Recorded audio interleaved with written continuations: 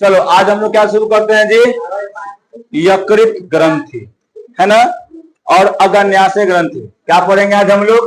यकृत ग्रंथि, अग्न्याशय ग्रंथि और आंत ग्रंथि। और आज हमारा क्या हो जाएगा, चैप्टर खत्म। ठीक है, तो आप लोग विनम्रता पूर्वक, शांति पूर्वक और पूरे अपने ध्यान को, माइंड को, है ना, पूरी तरह से यहाँ पर केंद्रित कीजिए।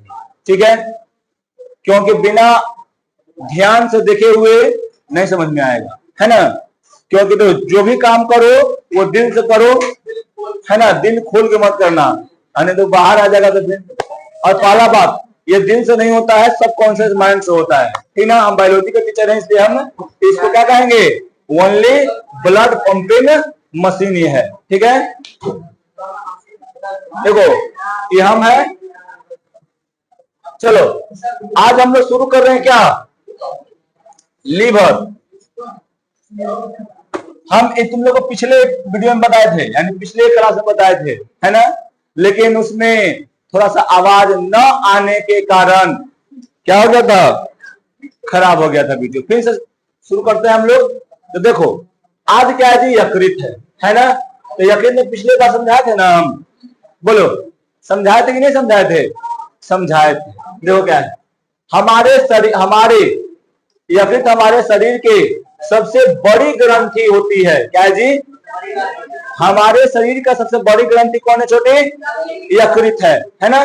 देखो है कि ना, कोई दिक्कत? अब सुनो, यहाँ पे हम पिछले वीडियो में ए लड़का तुम लोग पिछले क्लास में आधा पढ़ा दिए थे, है ना, इसलिए यहाँ पे हम लोग जल्दी से निकलेंगे। इसका जो होता है, देखो पहले आई कहाँ रहता है जी, उदर गुहा में, उदर गुहा के ऊपरी भाग में रहता है। उदर गुहा इसको कहते हैं, पेट वाले भाग को, है ना। देखो हम बताते हैं, उदर गुहा जो यहाँ से है ना, हम बताए थे ई वाला से ई वाला, इतना जो भाग जो है ना, ये क्या है, उदर गुहा। अरे उदर गुहा जहां से पेट शुरू हो जाता है,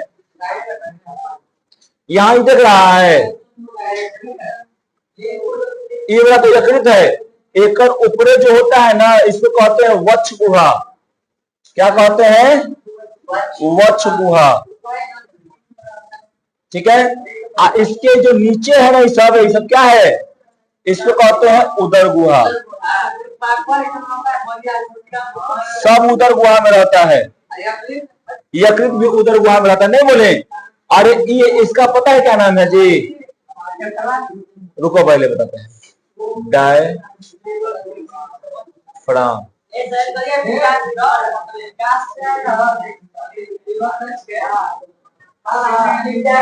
हल्ला कर रहा है।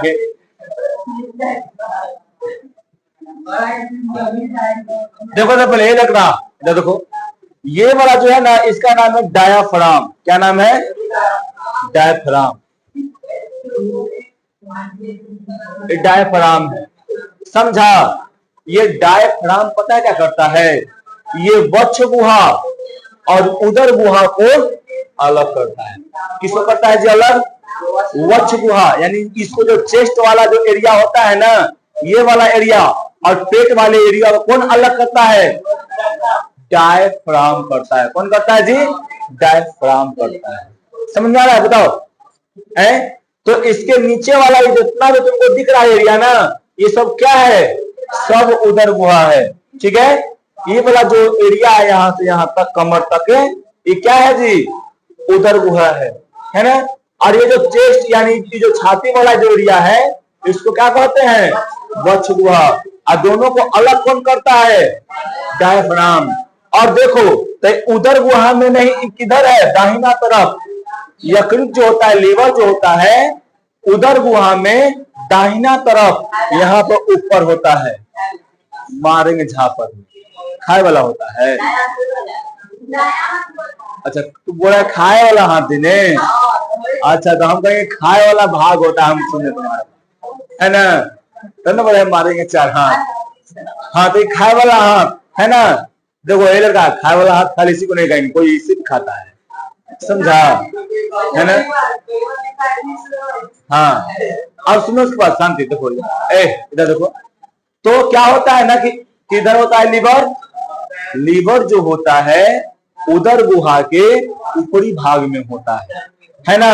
उदर गुहा के दाहिना तरफ ऊपर में यहाँ पे होता है, जब जस्ट वक्ष यानी डायफ्राम के नीचे। ठीक है, कोई दिक्कत? कोई दिक्कत है? बोलो नहीं ना। चलो अब उसके बाद देखो आगे,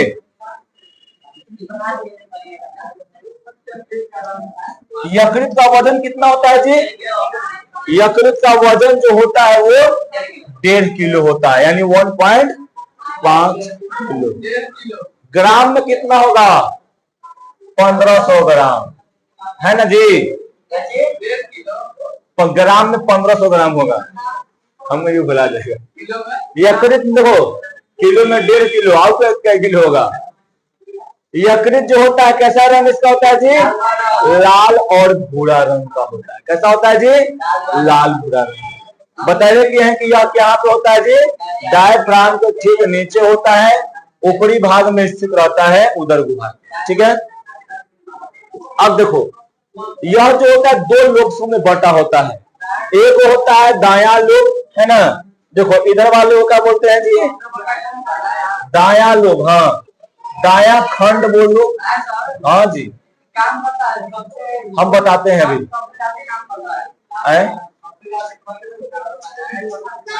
दायां करेगा। हाँ देखो ये क्या है? बायां खंड। बायां खंड यानी क्या बोलते हैं इसको जी? ये लीवर का दायां खंड है। समझ दो पहले, दायां खंड, समझा ना। और ये क्या है? बायां खंड। यानी इंग्लिश में क्या बोलते हैं इसको? राइट लोब, और इंग्लिश में बोलते हैं लेफ्ट लोब, है ना। क्या बोलते हैं? Left lobe. समझ में आ रहा है? बोलो कोई दिक्कत नहीं ना। कितने भागों में बांटते हैं? 2 भागों में। कौन कौन? दायां खंड और बायां खंड। कोई दिक्कत नहीं होना चाहिए, है ना। लिखा है, आया समझ में? में कोई दिक्कत नहीं ना। कोई दिक्कत इसमें चलते हैं अब आगे।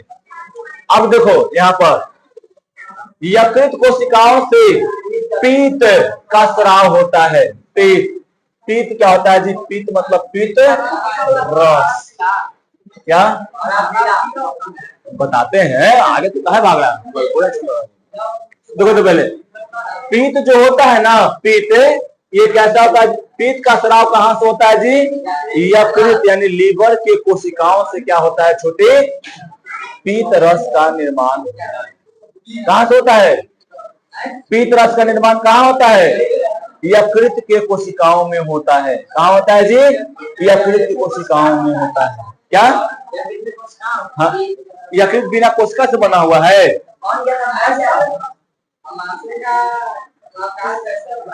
जे का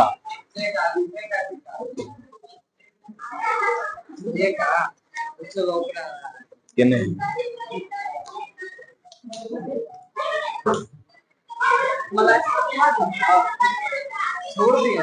छूट गया, सुरक्षित है। टाइपिंग मारा है ना तो छोड़ दिया, जे लिख देना। सुनने दो पहले, शांत रहो। इधर देखो पहले, फिर नहीं खत्म हुआ फिर हम रख लेंगे देर देर। समझा? इधर ध्यान दो। तो यकृत कैसा होता है जी? यकृत से क्या होता है? यकृत के कोशिकाओं से क्या होता है? पीत का स्राव होता है, पीत रस बनता होगा में। ठीक है, पीत रस का रंग कैसा होता है? सब ऑब्जेक्टिव क्वेश्चन बनेगा। ठीक है, समझा? पीत का रस जो होता है कैसा होता है? हरा और पीला रंग का होता है।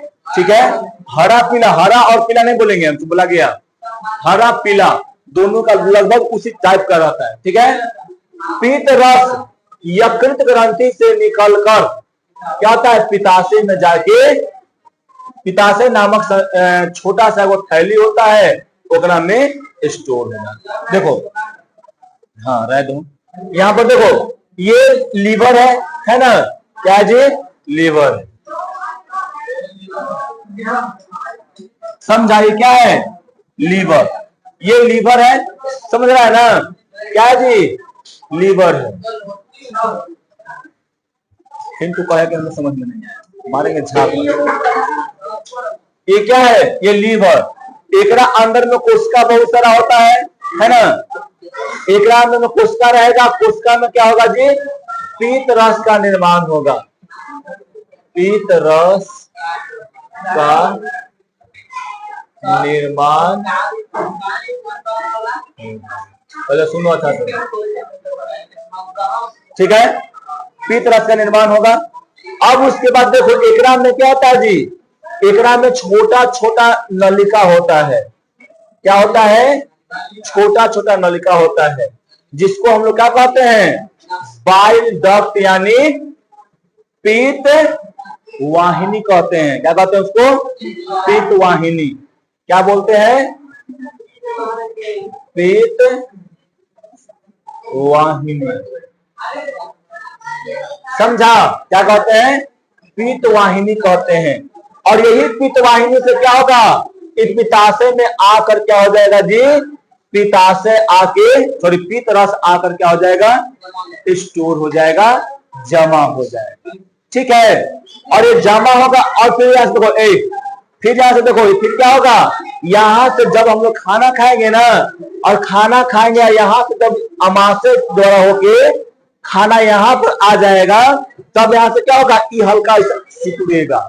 समझा, जैसे ही संकुचन होगा, इधर से क्या निकल जाएगा, पीत रस आएगा और यहाँ पे ग्रहणी में चला जाएगा। समझा, जैसे यहाँ ग्रहणी में जाएगा पीत, वैसे ही क्या करेगा, अम्लीय भोजन को उदासीन कर देगा।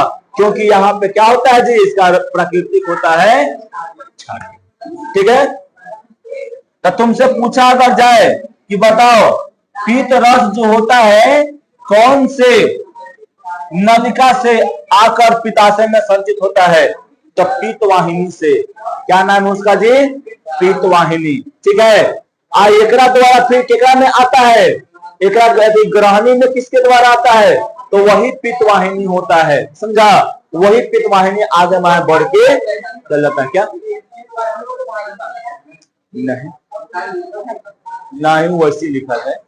समझा, उसके तो ध्यान नहीं देना है। और ये हायर क्लास के लिए है, बाकी आप लोग 10वां क्लास के लिए तो जो अगर पढ़ना है ना वही पढ़ना है। ठीक है, अब देखो तुम लोग, अब क्या है ना कि पित्ताशय एक छोटा नाशपाती के आकार का अंग है ना जी। इसका नाशपाती नहीं देखा है, नाशपाती नहीं देखा है ना, तो नाशपाती के आकार का इसका, समझा, नहीं जाकर देख लेना है ना। अब देखो नाशपाती के अंग का होता है ना जी। सुनो आगे, यकृत के ठीक नीचे पेट के दाहिने ऊपरी भाग में स्थित होता है।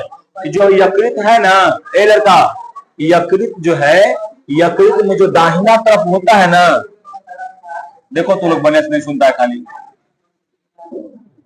जो पित्ताशय है ना वो कहाँ रहता है, यकृत के दाहिना तरफ होता है। किधर होता है जी, दाहिना। समझा, यकृत के दाहिना तरफ होता क्या रहता है, पित्ताशय रहता है। समझा, किधर रहता है जी, दाहिना तरफ रहता है। यकृत के दाहिना तरफ क्या रहता है, पित्ताशय। यकृत के अंदर नहीं रहता है, यकृत के बाहर रहता है। ये अंदर में हल्का झपकल है, इधर से तो देखेगा ना, तुम लोग को यहाँ नहीं दिख रहा है वाला स्ट्रक्चर। ये वाला स्ट्रक्चर जो अंदर से हल्का खोखला रहता है। खोखला का मतलब वो नहीं, हल्का सा ऊपर में छिपल रहता है, इसलिए ऐसा तुमको दिख रहा है यहाँ पे। समझा, एक सेकेंड ऐसा है कहीं पे, देखो यहाँ पर आकार जो होता है ऊपर खाली रहता है यहाँ पे, इसीलिए यहाँ पर ये रहता है। समझेगा, अंदर में नहीं है वो। समझा, हाँ, ऊपर के पीछे के आगे पूरा, आगे क्या रहता है, देखो आगे पूरा मतलब फैल है, पीछे में हल्का सा उठल रहता है। समझा, इसलिए क्या रहता है यहाँ पर, ये वाला यहाँ पे ऐसे रहता है। ठीक है,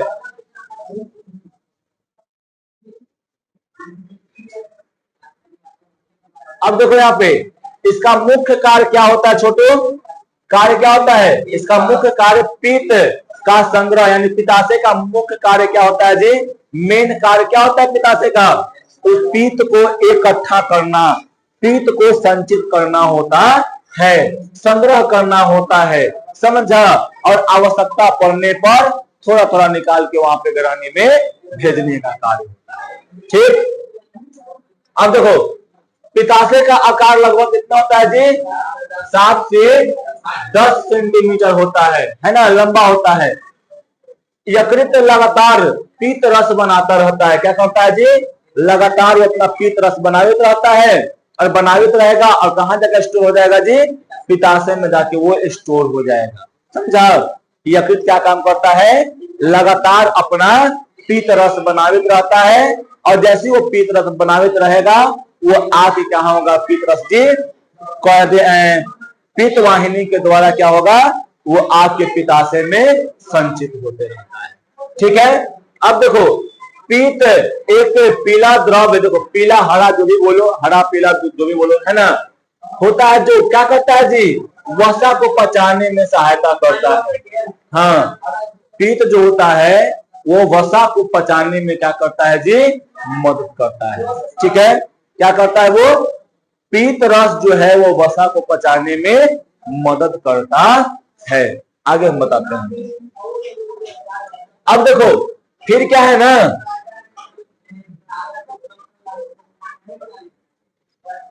जब कोई व्यक्ति वसा युक्त भोजन करता है तो पित्ताशय संकुचित यानी सिकुड़ना, है ना, सिकुड़ता है, सिकुड़ कर यानी क्या जी, संकुचित होकर क्या करता है, पीत को छोटी आंत के डुओडेनम यानी ग्रानी में छोड़ देता है ना।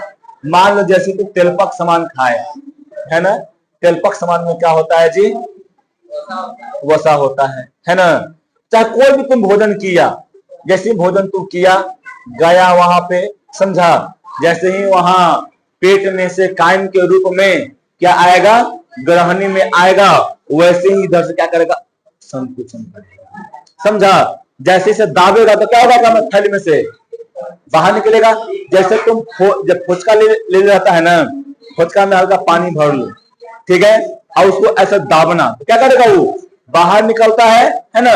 उसी प्रकार क्या होगा ना, कि वहां से वो बाहर निकल के एगो पाइप के द्वारा कहा आएगा जी, ग्रहणी में आएगा, और ग्रहणी में से आकर क्या हो जाएगा, फिर वहां पे भोजन को उदासीन करने का काम करेगा। ठीक है।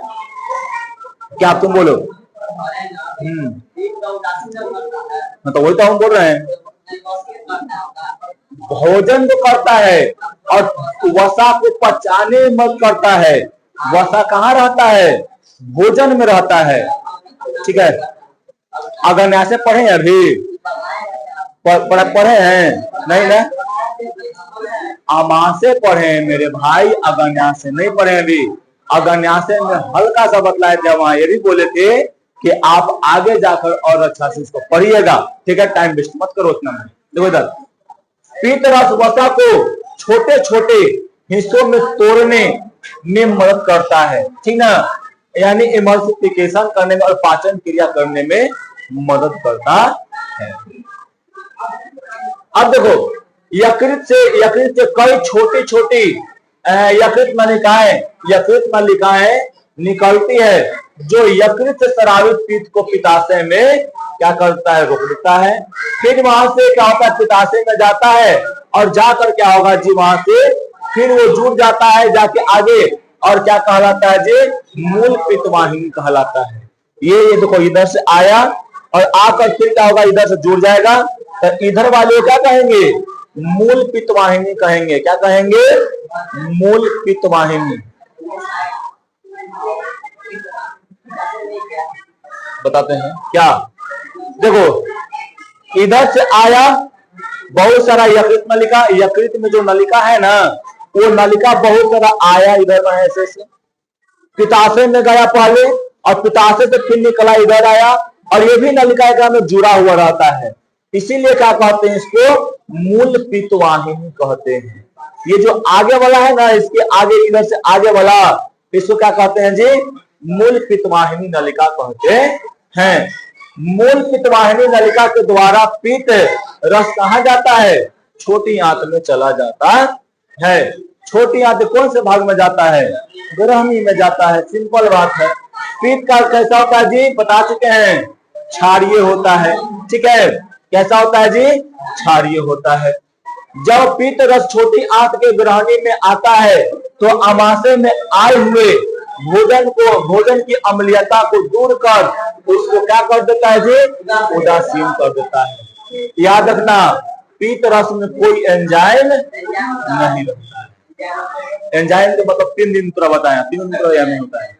एंजाइम का मतलब, एंजाइम जो है ना, एंजाइम जो है वो भोजन को पचाने वाला एक केमिकल है, समझा, जिसके द्वारा भोजन क्या होता है जी, टूटता है छोटे छोटे टुकड़ों में।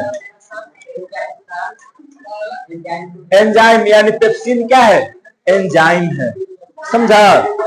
रेनिन क्या है, एंजाइम है। आगे तुमको दिखाते हैं, समझा।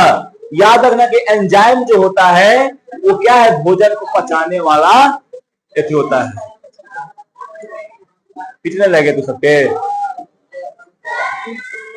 बोलो,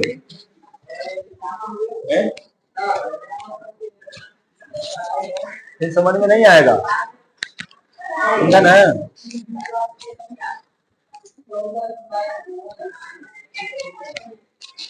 देखो आगे, पीत रस सिर्फ भोजन को पचाने में मदद करता है, लेकिन में कोई एंजाइम नहीं होता है। पीत रस जो होता है सिर्फ क्या करता है, भोजन को पचाने में, यानी वो भोजन को उदासीन बनाने में सिर्फ काम करता है, जिसके कारण भोजन जब उदासीन बन जाएगा तब क्या हो जाएगा छोटू, भोजन जब उदासीन बन जाएगा तब जो होगा वो अलग अलग एंजाइम आएगा और आकर वहां पर क्या कर देगा, उसको पचाने का कार्य करता है, भोजन को पचाने में काम करता है। अब देखो यहाँ पीत का निम्नलिखित 2 प्रमुख कारण है ना, कार्य है, समझा। पीत अमाशय से ग्रहणी में, पीत अमाशय से ग्रहणी में आए, हाँ सही है, पीत अमाशय से ग्रहणी में आए अम्लीय कायम को क्या करता है जी, उसकी अम्लीयताओं का में रहता है, उन अम्लीयताओं को खत्म करने का काम करता है, ठीक है।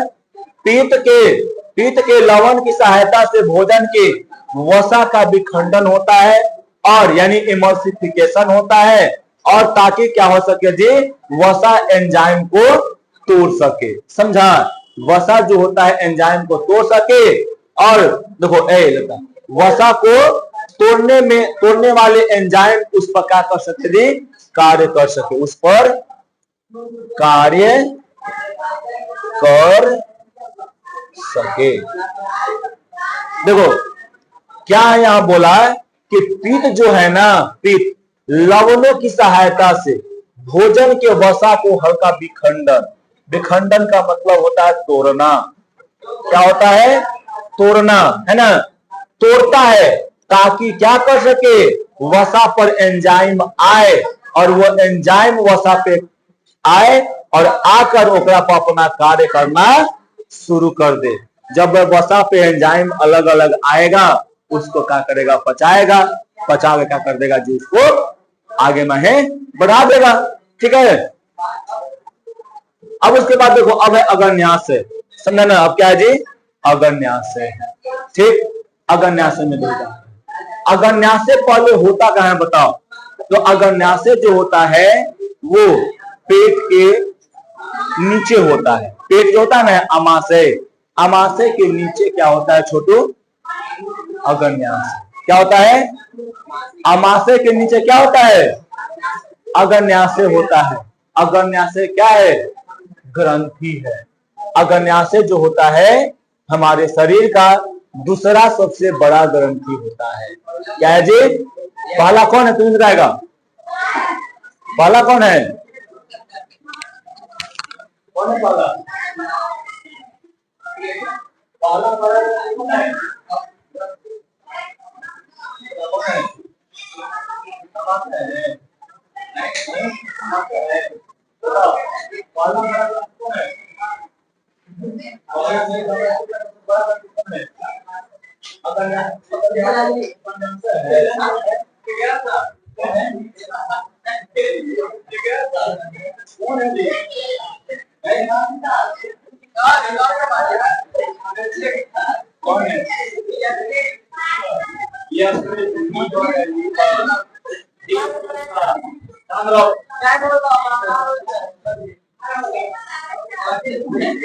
चलो इधर सुनो, आगे देखो, आगे ध्यान देखो आगे।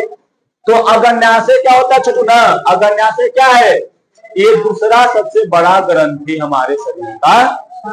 देखो, अमाशय के ठीक नीचे ग्रहणी को घेरे पीले रंग की एक ग्रंथि होती है जो अगन्याशय ग्रंथि कहलाता है। समझा ना? अगन्याशय ग्रंथि कहाँ होता है जी? अमाशय के नीचे ग्रहणी जहां रहता है ना, जो ग्रहणी है, यही पे वो पीला रंग की ग्रंथि होता है। कैसा ग्रंथि होता है जी? पीला रंग के ग्रंथि। क्या समझा? कैसा होता है जी ग्रंथि? ये पीला रंग के ग्रंथि होता है। समझा ना? देखो, अगन्याशय में अनेक पतली पतली नलिकाएं होती हैं जो आपस में जुड़कर क्या करती हैं जी? बड़ी अगन्याशय वाहिनी बनाती है। समझा? यानी अगन्याशय में देखो, अगन्याशय से देखो, इधर से सब आ रहा है ना, छोटा छोटा नलिका आ रहा है छोटा छोटा नलिका। ये नलिका छोटा छोटा बन के क्या होगा? वो बड़ा नलिका बनाता है, और इसको क्या कहते हैं जी हम लोग? अगन्याशय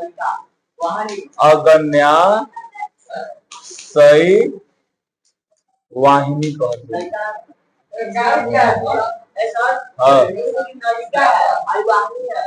हाँ, तो वही नलिका या वाहिनी दोनों तक ही है ना। हाँ, बता रहे अभी शुरू किए, देखो तो आगे इतना उबियाता का है, तुम लोग क्लास में नहीं चलता है। समझा? देखो तो पहले देखा में क्या है, इधर छोटा छोटा नलिका है। समझा ना? इन छोटे छोटे नलिकाओं से क्या होता है जी? मिलके एगो बड़ा नलिका बनता है। वो बड़ा नलिका क्या होता है?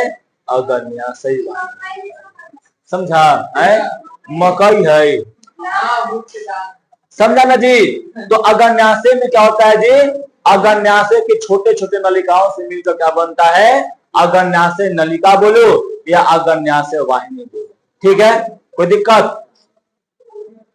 देखो, अगन्याशय वाहिनी तथा मूल पित्त वाहिनी मिलकर एक बड़ी नलिका बनाते हैं। फिर यह नलिका क्या होता है? एक छिद्र द्वारा ग्रहणी में खुल जाता है। समझा? अगन्याशय नलिका देखो, ये पित्त वाहिनी और अगन्याशय नलिका मिलकर एगो नलिका बनाता है यहाँ पर आके, जिसको कहते हैं कॉमन बाइल डक्ट, यानी इसको बोलेंगे मूल पित्त वाहिनी ही कहेंगे। हाँ, दोनों जाके आगे ज्वाइंट हो जाता है। हाँ, यहाँ पे आके ज्वाइंट हो जाता है। देखो,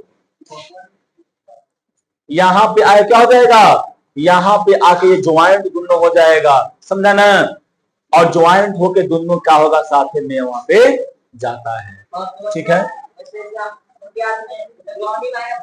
हाँ, नहीं, ये पहले ये आता है, उसके बाद ये आएगा। ठीक है? हाँ, अब ज्वाइंट रहता है, एक ही कुछ निकलेगा, बार बार क्या बोल सकते हैं? अगन्याशय रस में क्या क्या रहता है जी? देखो, कौन कौन सा एंजाइम रहता है सब बताते हैं। अगन्याशय रस में ट्रिप्सिन रहता है। क्या है? हाँ, ट्रिप्सिन। समझा? क्या है? एमाइनेस।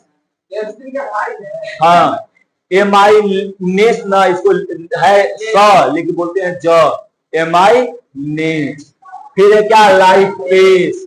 क्या है? न्यूक्लियस नामक एंजाइम पाए जाते हैं।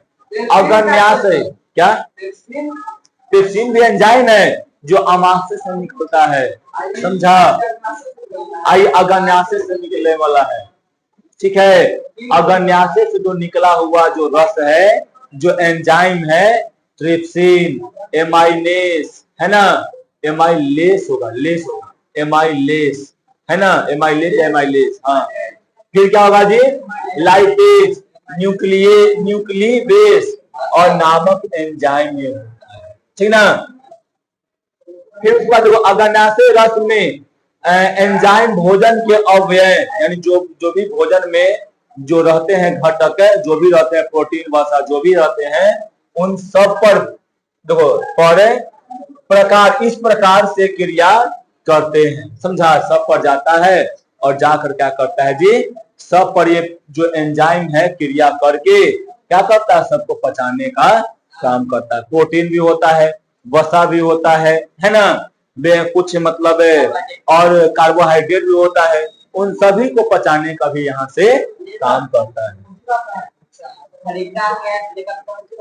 क्या इसको पिताश यह कॉमन बाइल डक्ट मतलब मूल पित्तवाहिनी, वहां ना लिखल, समझा। अब देखो यहाँ पे सुनना अच्छा से, देखो एमाइलेस, वहां पे था क्या, एमाइलेस लिखा गया था, लेकिन यहाँ पे है क्या, एमाइलेस। एमाइलेस समझा ना, स्टार्च और ग्लाइकोजेन पर जब जाएगा, स्टार्च एगो पोषक तत्व है, दोनों क्या है, पोषक तत्व, भोजन में रहता है और कहाँ रहेगा, पोषक तत्व कहाँ रहेगा, माथा पर, पोषक तत्व, समझा ना। ये सब पढ़ना है, 7वीं 8वीं में पढ़ना है तो क्या वो नहीं रहता। तुम यहाँ देखो, पहले यहाँ पे समझो, वो दिमाग हटा दो, वो दिमाग को हटा दो। क्लोरोफिल, क्लोरोफिल, हरित लावा, क्लोरोप्लास्ट के बारे में कह रहा है तू, समझा। यहाँ पर ध्यान दो, एक्स्ट्रा दिमाग में मतलब अभी यहाँ पे, ठीक है। क्या है जी, स्टार्च, समझा। स्टार्च और ग्लाइकोजन क्या है, पोषक तत्व है। एमाइलेज क्या है जी, एमाइलेज एंजाइम है, क्या है, एंजाइम। ये एंजाइम को क्या करता है ना, ये एंजाइम इसको पर आता है, इसको तोड़ता है, समझा, और तोड़ कर क्या कर देता है जी, माल्टोज में बदल देता है। ये भी पोषक तत्व है, ठीक है। अब उसके बाद देखो, फिर आएगा लाइपेज, क्या करेगा, वसा को तोड़ेगा, क्या करेगा, इमल्सीकृत करने का मतलब क्या, तोड़ना, क्या होता है जी, तोड़ना, है ना। ये वसा को तोड़ेगा, और वसा को तोड़कर क्या करेगा, वसा अम्ल और ग्लिसरॉल में बदल देगा, ठीक है। अब उसके बाद देखो, वो क्या है, न्यूक्लिएज। यहाँ पर देखो, यहाँ पर न्यूक्लियस लिखा गया है, यहाँ पर क्या है, न्यूक्लियस। देखना कहीं कहीं होगा तो सुधार लेना, समझा। टाइपिंग से मिस्टेक होता है, समझा। अब देखो यहाँ पे न्यूक्लियस जो समझ लीजिए, न्यूक्लियस जो है ये क्या करेगा, न्यूक्लिक एसिड पर जाएगा और यहाँ पर ये कार्य करेगा, इसको तोड़ने का काम करेगा और क्या बना देगा, न्यूक्लियोटाइड्स बना देगा, समझा। तो याद रखना, क्वेश्चन ऐसे आ सकता है कि बताइए न्यूक्लिक एसिड को न्यूक्लियोटाइड्स में कौन सा एंजाइम बदलता है, तो न्यूक्लियेज। इमल्सिफिकेशन यानी वसा को वसा अम्ल और ग्लिसरॉल में कौन बदलता है, तो लाइपेज। स्टार्च को माल्टोज में कौन बदलता है, तो एमाइलेज बदलता है, समझा। अब ये लास्ट टॉपिक है तुम्हारा आत्र। आत्र, इसको आत्र भी कहते हैं और आंत भी कहो, आंत, समझा। आंत्र यानी आंत यानी इंटेस्टाइनल ग्लैंड, समझा। इंटेस्टाइनल मतलब अंतरी, अंतरी में जो रहता है, छोटी आंत में जो ग्रंथि रहता है, समझा। एक बताओ, और ये यानी क्या है जी, आंत यानी आंत्र ग्रंथि यानी अंतरी वाला जो ग्रंथि होता है छोटी आंत में, एकरा से जो रस निकलता है, जो एंजाइम निकलता है, जो रस निकलता है ना, वो रस का क्या नाम है बताओ, तो आंत रस कहते हैं। क्या कहते हैं जी, आंत रस या सक्कस एंटेरिकस, ये हम बताए हुए थे, बताए थे ना कि छोटी आंत में जो रस, छोटी आंत के ग्रंथि से जो रस निकलता है उसको क्या कहते हैं, आंत रस। क्या कहते हैं जी, आंत रस या सक्कस एंटेरिकस कहते हैं। क्या कहते हैं, छोटे सक्कस एंटेरिकस कहते हैं, समझा। देखो, आंत रस में एंजाइम तथा भोजन के विभिन्न अवयवों पर उनकी क्रिया इस प्रकार से होती है। देखो, आंत रस में क्या होता है ना कि यहाँ पर ये क्या होता है जी, यहाँ पे होता है क्या, पेप्टाइडेज, है ना, ये क्या है, ये वो एंजाइम है। फिर क्या है, लाइपेज, समझा ना। इस देखो पेप्टोन को पेप्टाइडेज क्या करता है जी, एमिनो अम्ल में बदल देता है। क्या करता है, पेप्टाइडेज को पेप्टोन को क्या करता है, देखो क्या है जी, ये है क्या, एंजाइम। पेप्टाइडेज क्या है, एंजाइम। ये एंजाइम पेप्टोन को क्या करता है जी, एमिनो अम्ल में बदलने का कार्य करता है। नहीं, ये पोषक तत्व है। ठीक है, अब यहाँ पे लाइपेज देखना, देखना में देखो सब लड़का लास्ट में स, यानी देखो कैसे होता है, पेश देश एस, अगर ये सब लगा रहे तो समझना क्या है, वो एंजाइम है। क्या है वो? एंजाइम है। समझा? अगर ऐसे अगर लगा रहे देश पेश अगर ये सब आए तब तुम क्या समझेगा कि वो एंजाइम है। ठीक है, तो ये एंजाइम क्या करता है ना, जो बचा हुआ रहता है भोजन, जो बचा हुआ रहता है पोषक तत्व, उसको क्या करता है जी, वसा को, उस वसा को तोड़कर किसमें बदल देता है, वसा अम्ल और ग्लिसरॉल में बदल देता है।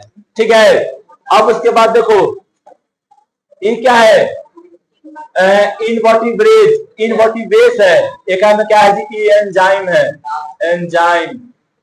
आई क्या है, ये है पोषक तत्व। देखो इधर वाला जो है ना, ये सब क्या है, पोषक तत्व है ना, और इधर वाला क्या है, एंजाइम है। समझा? तो इनवर्टेज, इनवर्टेज सुक्रोज को किसमें तोड़ेगा, ग्लूकोज और फ्रुक्टोज में तोड़ता है। क्या तोड़ता है जी, इनवर्टेज, इनवर्टेज क्या करता है, सुक्रोज को ग्लूकोज और फ्रुक्टोज में तोड़ने का काम करता है। माल्टेज एंजाइम माल्टोज को क्या करता है ना, कि ग्लूकोज और ग्लूकोज में तोड़ने का काम करता है।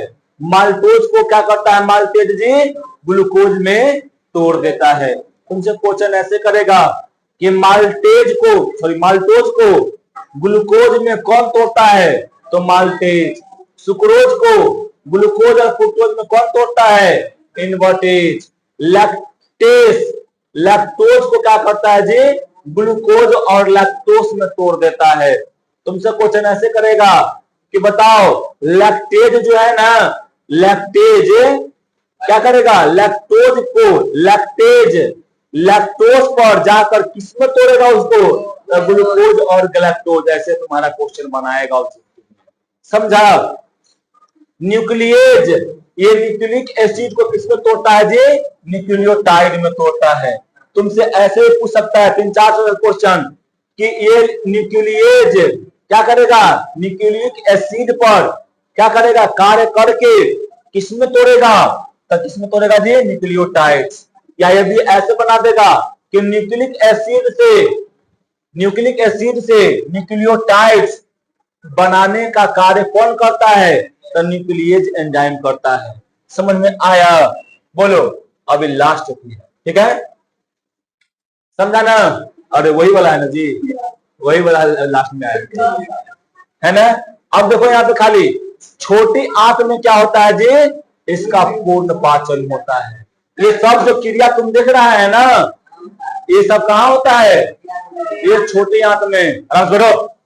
अग्न्याशय से जो निकला रस वो भी छोटी आंत में जाके कार्य करता है ना। और जो आंत से निकला हुआ रस जो था, ये सब जितना भी एंजाइम था, ये सब भी क्या था जी, छोटी आंत में ही था। तो भोजन का, हाँ नहीं, बड़े पढ़ा दिए, खत्म, हाँ सब खत्म। समझा? तो छोटी आंत में भोजन का क्या होता है, पूर्ण पाचन होता है। समझा? पहले क्वेश्चन करेंगे, 5 दिन बाकी, 10 मिनट बाकी।